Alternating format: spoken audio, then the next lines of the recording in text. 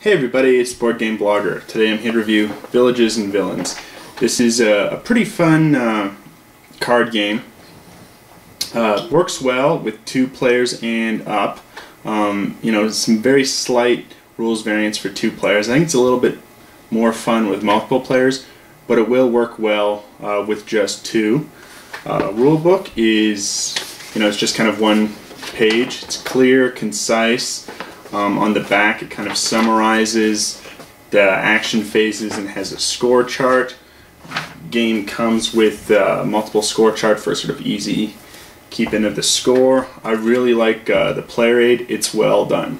There's enough player aids for all the players. Kind of explains the breakdown of the cards and then the different action phases. Finally, you've got basically the card art. That's where this game I think really excels. It's kind of a, it's a good game, but what makes me want to play it again is the card art. It's really well done. It's kind of this almost like Franco-Belgian comic style. It's stuff I think I'm gonna find in like an Asterix comic book or something. It's that kind of a style, and it's really well done. The goal is everyone's kind of their own mayor, and they're trying to build a village, and then monsters and villains come in to attack the town. You have to drive them off, and there's kind of multiple avenues to victory. You can score points several different ways. One is by sort of matching different things in the town. If you get the courthouse, you can also get the judge. That'll sort of have a synergy of points by getting the most heroes. If at the end of the game you've got the most heroes, all your heroes will score. So there's some competition there. There's lots of ways to get points. It's an interesting game. Why don't we take a look at how it actually plays. So here's the board sort of on setup. The start player is going to have this in their hand. It's not going to be actually on the board, but it'll be in their hand. You'll have a Deputy Mayor card and an Angry Mob card. And then they'll have victory points here. The Angry Mob's worth 3 victory points if at the end of the game you keep it in your hand, whereas the Deputy Mayor is 2 victory points if he's placed on the board. Now the game ends once one player has 9 cards on the board, or 10 if you're playing just a 2-player game. You're going to start with $6. Here you'll have a cost to place the card down, and basically a production value. So the way the game works is we're going to have first the recruit phase, and that is we're going to try and recruit players here for our city. Now if we can zoom in here, we've got a building. This will have a point value and then a cost, really, and they'll usually have a bonus here. So the courthouse is a final scoring bonus. If you tie for any bonus points, you win the tie, which is nice, and then it pairs with the judge for additional victory points. You have a captain who's sort of a hero, help you drive out challenge cards, the villains. And you'll have villains here that will pick up. Now you're kind of going to be asking, why would you ever pick up a villain card? Well, the reason is what you're going to go for is you're going to say, I'm going for this second value card, like the number 2 card. Now I have to roll the dice. I have to get at least a 2. If I say I'm going here for this card, this hero, I say I need to roll a 5.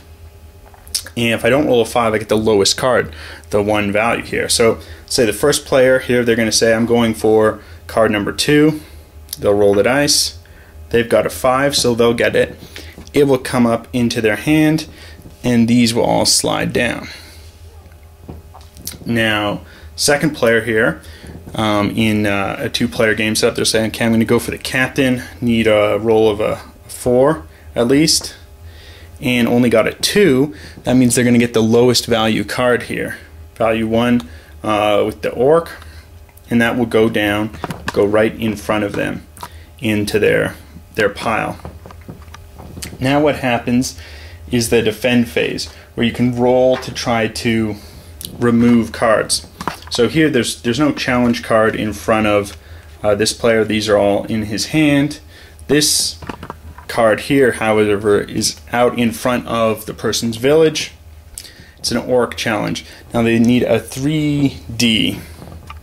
If we zoom in here, it's a -1 value point at the end of the game, it will get him 1 gold for killing him. Each turn he remains in the village, it takes away a gold, and you need the 3D.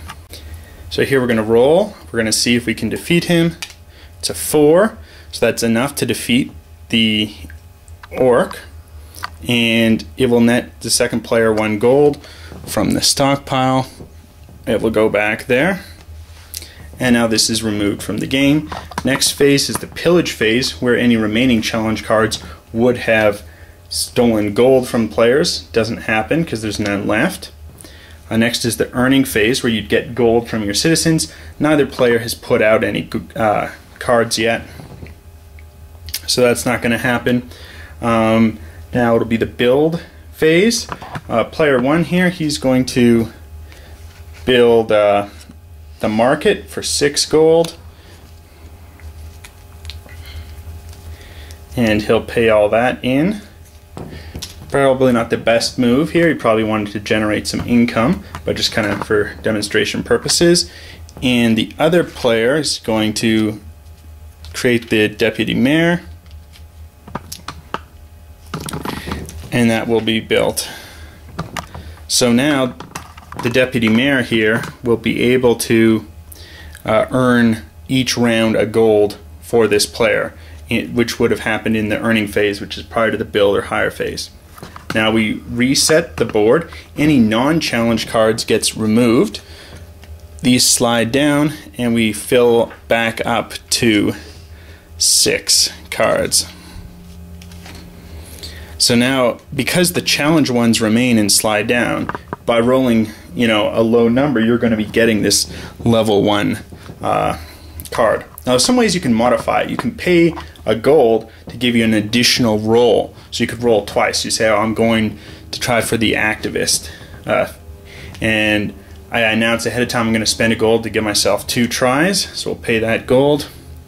Now we'll roll. I got a 4, so I got him just fine. If, however, I'd rolled a 2 or something, I could re-roll again to try to get the card. That's sort of how the game works. At the end of the game, once one player has 9 cards, or 10 for the 2-player game, and that will include the challenge cards out in front of them, then the game ends and you move to final scoring. You're going to get your talent value, which is basically the value points here of all your cards out. So it could be buildings, could be citizens, could be challenges. That will score. If you haven't used your Angry Mob card, which allows you to basically drive out a challenge, that's a civility bonus of 3 victory points. Get your hero bonus, which is 2 points for the person with the most hero cards. As we see here, the captain's the type of hero. It's not worth any victory points naturally, but if you had the most heroes in your town, then you'd score some victory points. You get 1 victory point bonus for each challenge card to the person with the most challenge cards in their hand. So remember, this was defeated the orc. It's in the second player's hand. If at the end of the game he was the one who defeated someone, it's worth a victory point. So basically defeating the most challenges is also an avenue to victory. Finally, you get the large town bonus of 3 points to the person with the most cards. So if only one person gets to 9 cards, they'll get the most. And then the matchmaker bonuses. The market is paired with the trader. If you get both of them, then you get 2 points for each pair. That'll score 2 points. So it's sort of fun, interesting game. Some luck involved. You can mitigate it. Plays quickly. The artwork I think is really good. It's some nice, interesting artwork. Backs of the cards, quite pretty. It's a game worth checking out. May not be for everyone. Just kind of some people, they don't like dice. Then this game's not for you. But I think it's kind of a fun, lightweight, quickly playable game. Till next time, I'm the Board Game Blogger.